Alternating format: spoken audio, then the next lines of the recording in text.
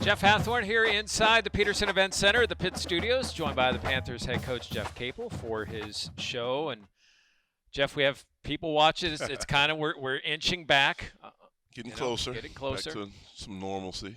Before I ask you about the win on Tuesday, I want to ask you about the big news of the day because I know you were a Steeler fan growing up. Ben Roethlisberger officially retires. As an athlete, what do you appreciate about the way he played the game? Well, I just appreciate how hard he played, his commitment to the team, to the organization, to the city. He was fearless, man. He was tough. He was competitive. He would sit back in the pocket, take hits, to make plays. Back in his younger days, he was a little bit more mobile, could get away. But just a fearless, competitive, tough quarterback and a big time winner. Yeah, it's funny. I hear you describe what you want from your team, and it seems like a lot of that was Ben. Yeah, no question, man. And I got to know him a little bit. So when I was the head coach at Oklahoma, his sister played there.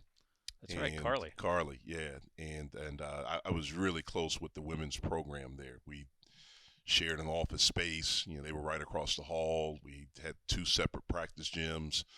But I became really close with the women's coach there, with Sherry Cole, and so that in turn I was really close with her team. And once Carly realized I was a big Ben fan, the big Steelers fan, I remember one year I got a football that she got signed by Ben and all the offensive guys that I still have, and Ben would come out to see her and come in and shoot and things like that. And so I've gotten to know him a little bit over the years. That's pretty cool. Very cool. Not maybe as cool as the win on Tuesday. Yeah. One of the things that stuck out of what you said post-game is that, and you had said this before, that struggles offensively didn't carry over to defense. How crucial was that in that game? Well, it was huge because we could not make a shot in the first half. I mean, it was frustrating. We turned it over.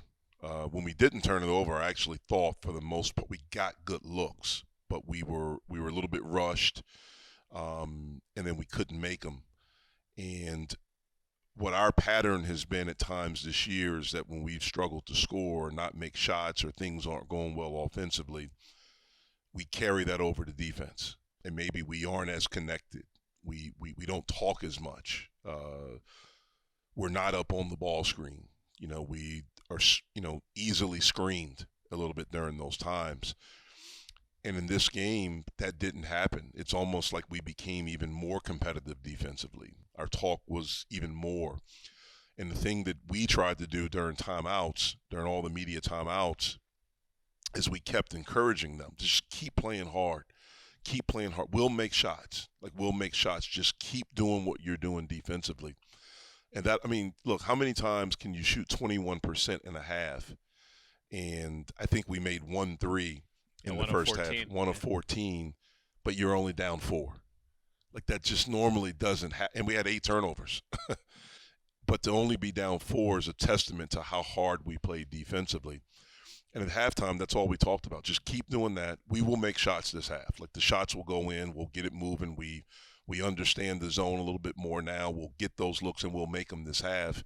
And that's what happened. We were 6 for 12 in the second half from 3. We shot over 50%. We only had 5 turnovers. We continued to defend at a very high level.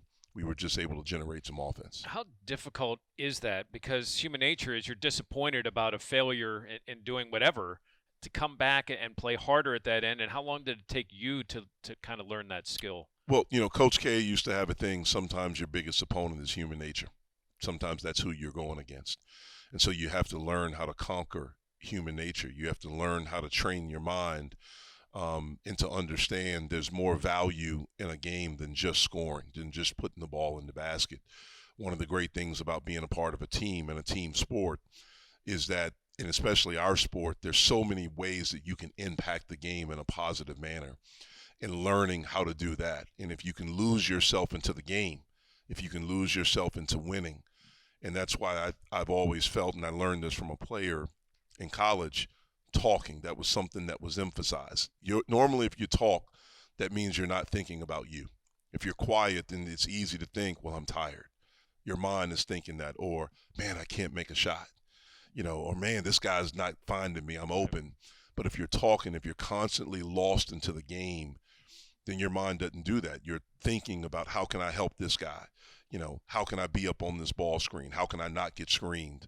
And you're talking, I got your help, you're good here, or, whatever it is, you have to learn how to talk, but you can impact the game. And that's one of the things I think we did in that game. And hopefully our guys are learning a little bit more how to do that. So in turn, can the confidence gained from playing good defense then go back to the other side? It can, and it can become contagious. Like, that was the thing that I thought when I went back that night and I watched it. That's the thing that I that was really interesting. And we got back together today. Today is the first day we got back together. Yesterday was our mandatory day off, and that's one of the things I told our guys. I showed them, and I said, I'm not going to talk much. I just want you to see it. And it was almost like it became contagious. Like, the guys from the bench were terrific. They didn't score 1 point, but they impacted winning. And when you see them not getting screened, making multiple effort plays, being up on the ball screens, every under out of bounds, we were in a stance. We were connected to our guys. We didn't get screened. We fought through stuff. You could see it. It was almost like I'm watching these guys that are out here. Man, when I come in, I don't want to let them down. I don't want to let us down. They're playing so hard. Every time out, especially in the first half, when our guys came back to the bench, the guys that were on the court, they were exhausted. And we told them, that's the way you should feel. That's what's required in order to be really good. And so hopefully it's something we can build on. As you know, and I know, as adults, habits are hard.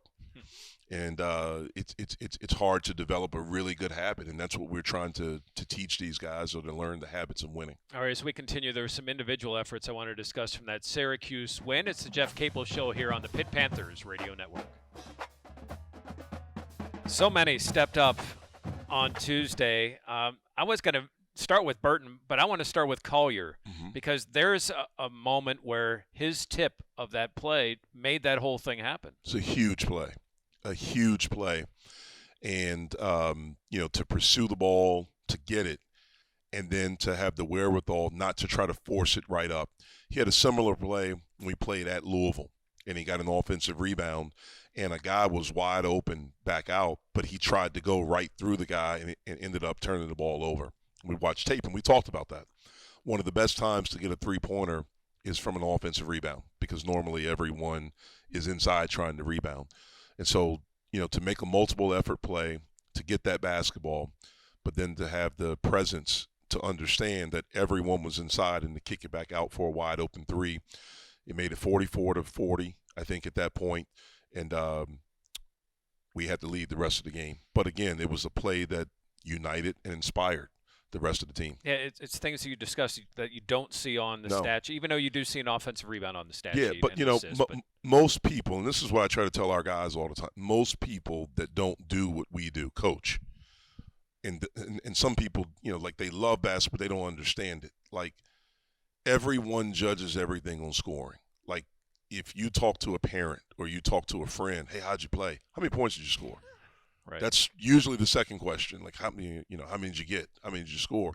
And so that's what they want to judge it on. There's so many different things in the game of basketball, how you can have a positive effect. Like, I told our guys a story today, and this is a true story, and I'll be brief, but it was a story that Coach K tells about coaching Kevin Durant in 2010 with USA Basketball. And we were over in, I think it was in Turkey. And it was the World Cup, and this is young KD, this is young Steph, this is young Harden and Westbrook and Kevin Love and Derrick Rose and all these guys. But there was a play where Kevin Durant was dribbling down the court, and Coach stopped it. He stopped the tape, and he was like, Kevin, like, this is the way you should look.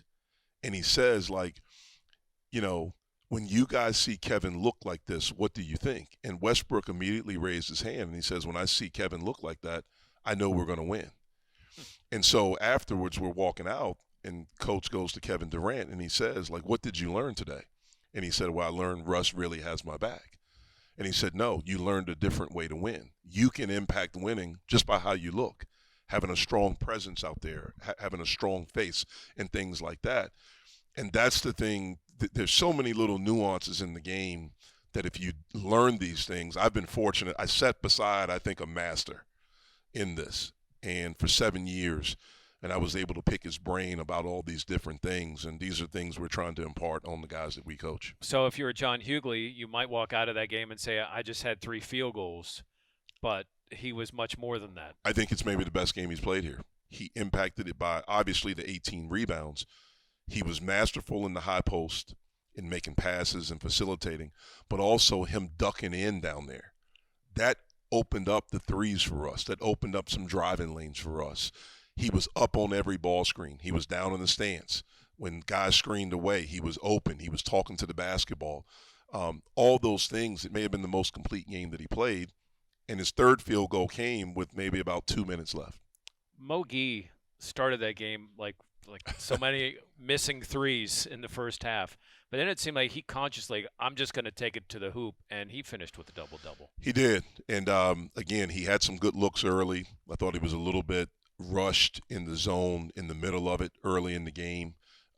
We made a couple of tweaks. We tried to put Femi there, tried to get him there. We put John there and just had Mo kind of in that short corner area and also out on the perimeter. And he did a really good job of just catching and attacking the basket. One of the things we worked on with those guys is for practice for this game is when you catch it there, it has to be a confrontation at the rim. You can't go to lay it up. It has to be a confrontation.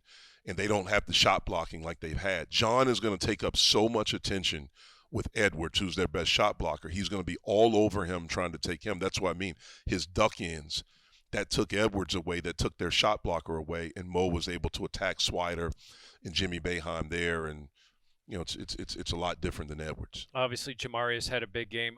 I can look at a couple of things that Oni did that stopped runs.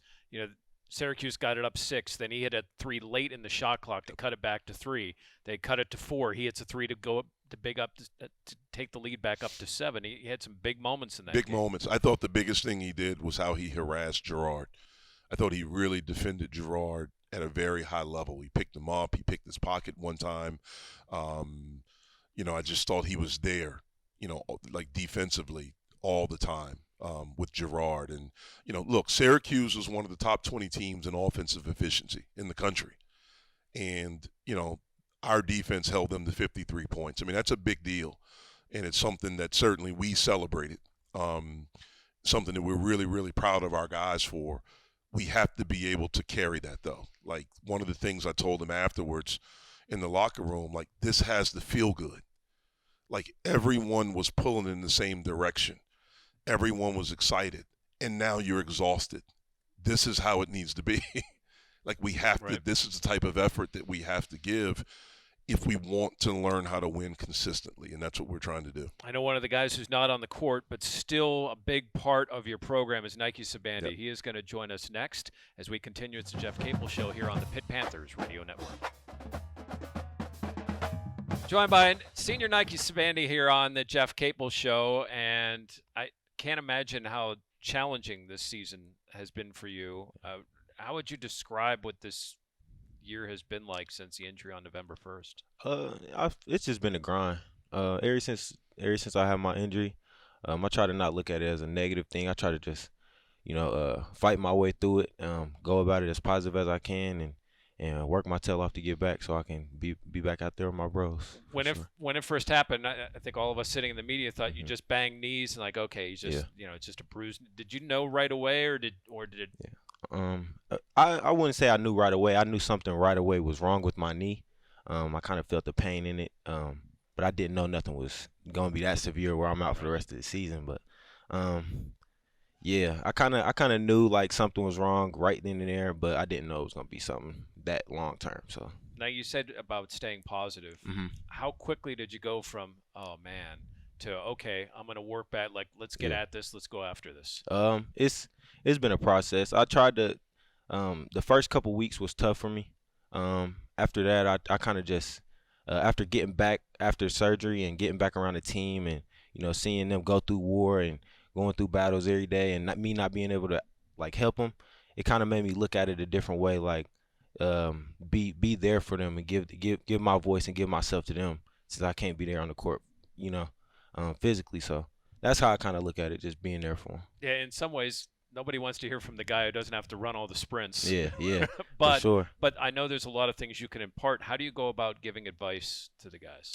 They know from the off season work. Like from off season, I've been going hard. I'm putting in extra work, putting up extra shots with multiple players on the team, so they got that respect for me. I feel like I kind of earned that and built that up with them.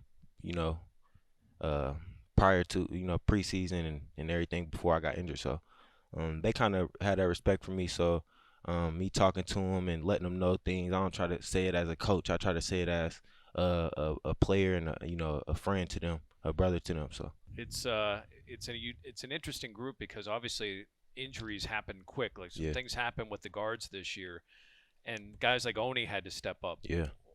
What has been your impression of the way he has stepped up, and then as a guy who's worked with him for a little bit here, to see him get that scholarship?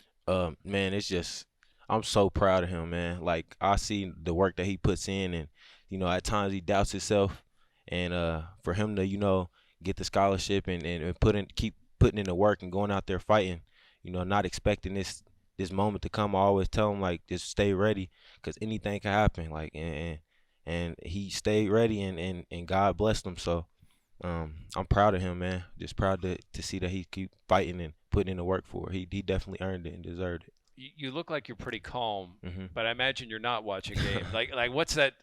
What's the emotion like especially when it gets down into crunch Yeah. time? Man, when it gets into crunch time, I just like to sit back and observe and see who gonna step up and who gonna be the presence out there. So when I'm back, I can kind of gauge that and see how I'm gonna go about things. So What? I'll cut right to it. What are your thoughts? You have another year. uh-huh. What are your future plans? I'm gonna be back here, ride with Capel, man, and to try to get us a championship or something next year. That's what I'm looking forward to. Speak that up.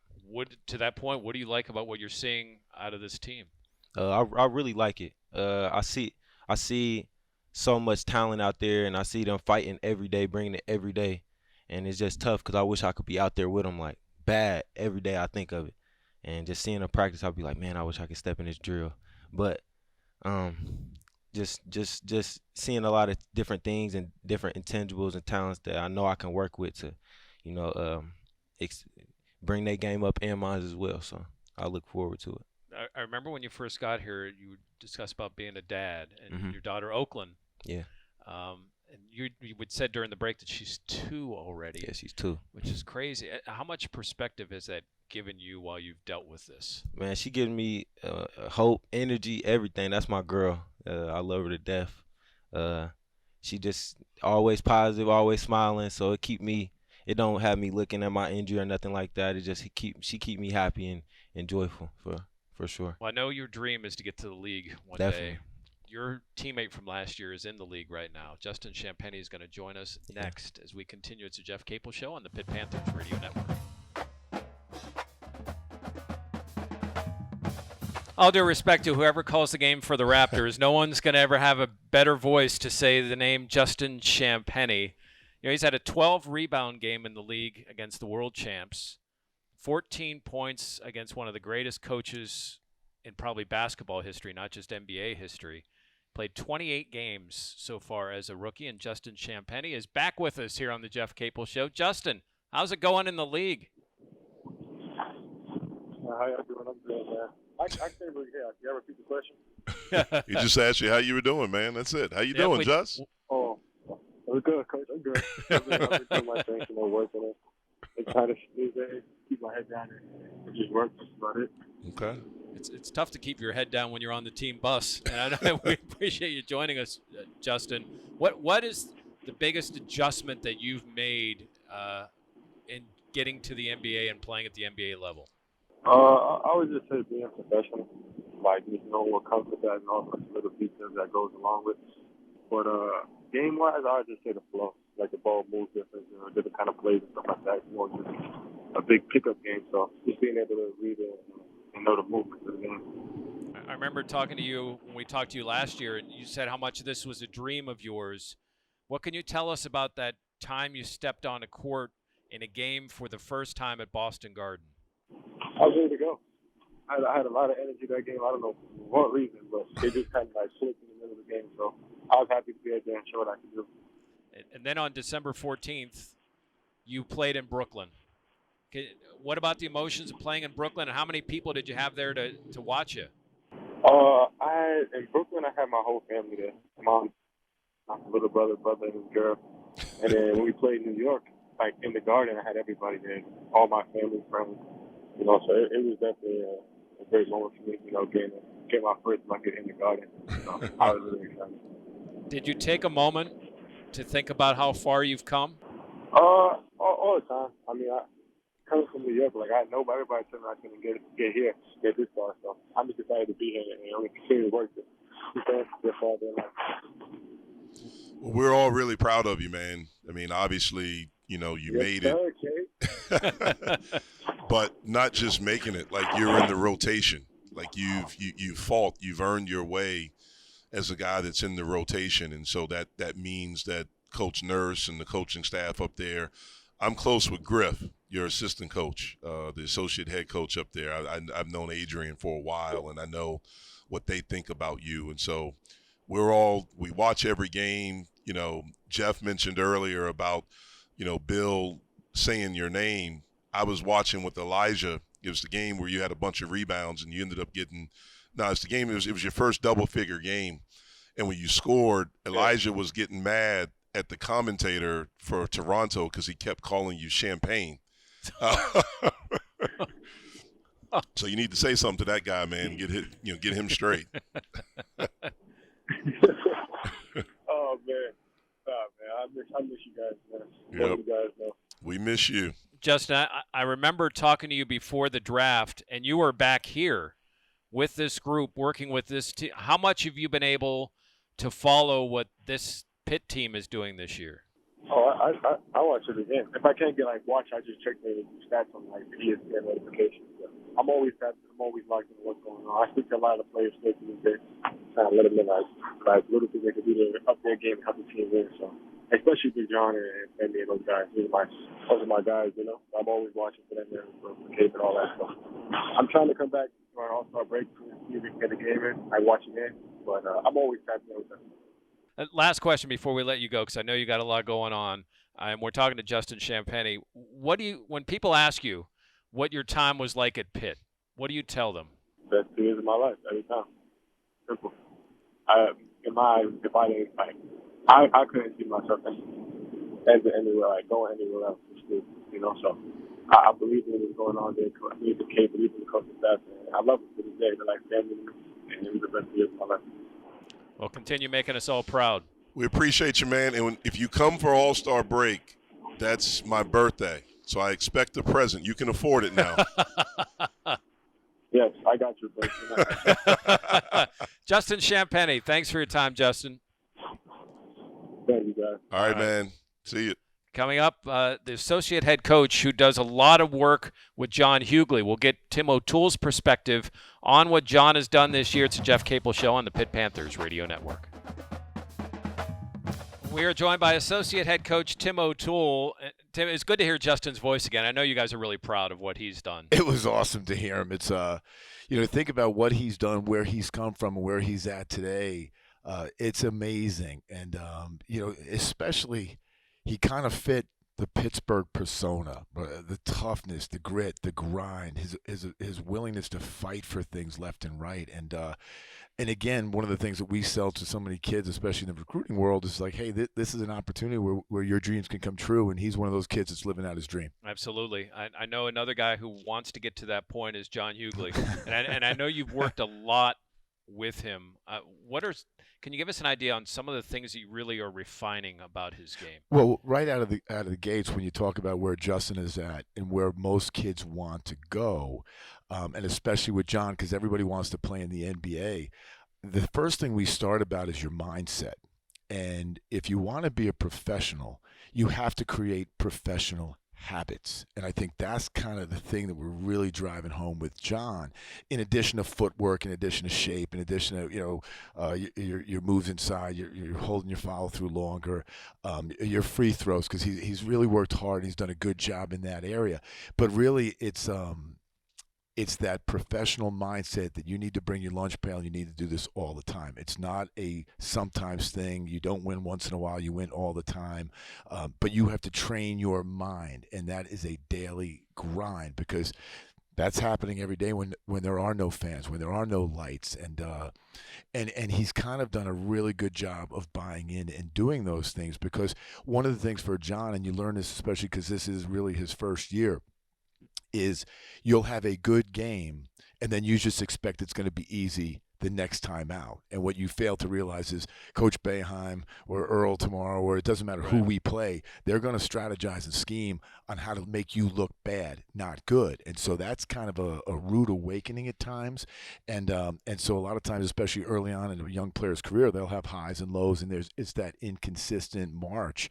And that's the thing we're trying to get home to John. Like, no, when you become one of those guys, okay, you need to be ready for this, and you really need to be ready for it mentally, because the physical part you're going to do, there's just a lot of things coming your way. The last time with Boston College, you mentioned with John and how they might defend him differently. How do you think it will be different? I mean, he fouled out a couple of centers and was really bullied his way to 32 points in that game. It was amazing, and that was their kind of strategy. You knew that going in, that BC was going to be physical with him. They weren't going to give up ground, and John kind of had his way. And as you mentioned, he fouled out two of the guys, and the third one was close to being fouled out as well. And one of the things, again, with our guys, it's almost human nature. The hardest part about playing against Boston College, and you see this in sport all the time, it's that thought that, okay, we beat these guys before.